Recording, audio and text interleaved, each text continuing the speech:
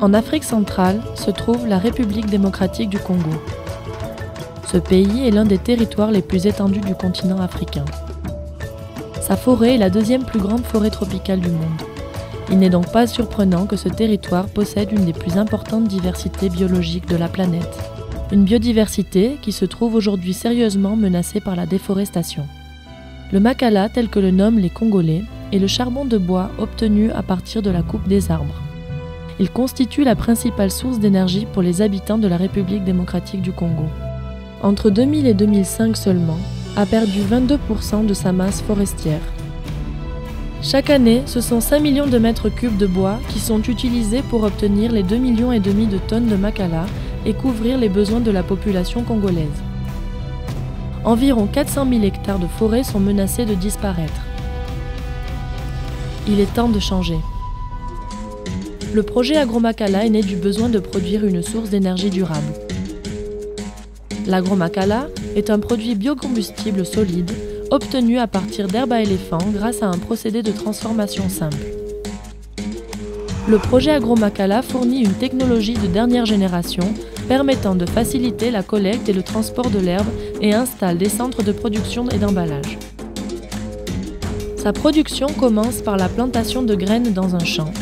Une fois que l'herbe a atteint la hauteur d'environ 1 mètre, les agriculteurs entreprennent sa collecte.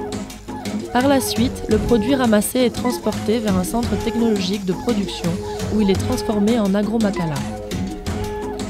Finalement, le produit est conditionné en vue de sa distribution. Le projet AgroMakala ne vise pas seulement à changer un modèle énergétique. Il cherche aussi à changer et à améliorer le mode de vie de la population. Pour cela, nous avons créé l'agrovillage, un nouveau concept de développement urbain. Les habitants ont accès aux connaissances nécessaires pour la production agricole grâce aux centres de formation et ateliers du parc agro-industriel. L'agrovillage comprendra également des écoles et centres sanitaires, des établissements culturels et religieux, ainsi que des marchés. Des équipes d'ingénieurs et architectes ont conçu des agromaisons et des équipements à haute efficacité énergétique qui sont adaptés à ce territoire. La construction se base sur une structure simple de panneaux en béton connectés entre eux par plusieurs poutres. Chaque agromaison aura son propre jardin potager dédié à la consommation des habitants. L'implantation d'une usine permettra d'optimiser les coûts de production en créant in situ l'ensemble des éléments nécessaires pour la construction des logements et des bâtiments.